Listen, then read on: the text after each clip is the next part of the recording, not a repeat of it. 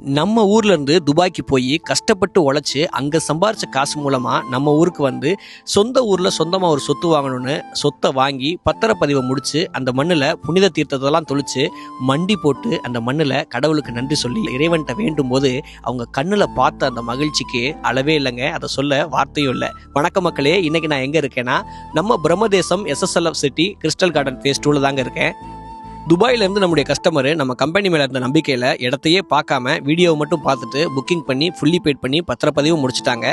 தன்னோட சொந்த மண்ணை ஒரு பேப்பரில் எடுத்து வச்சு இதை பூஜை அறையில் வச்சு நான் அதை தினமும் வழிபட போகிறேன்னு சொல்லும்போது அவங்க கண்ணில் இருந்த மகிழ்ச்சியை சொல்ல வார்த்தையே இல்லைங்க. உண்மைக்குமே நிகழ்ச்சியாக இருந்துச்சு.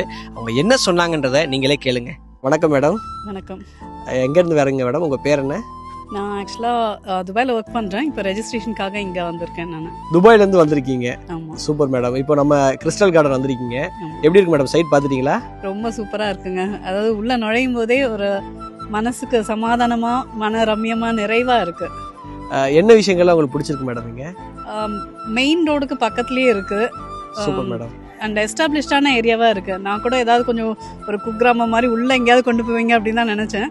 பட் ஆல்ரெடி நிறைய சூப்பர் மார்க்கெட்ஸ், மால்ஸ், அந்த கல்யாண மண்டபம், அந்த மாதிரி நிறைய விஷயங்கள் இருக்குது.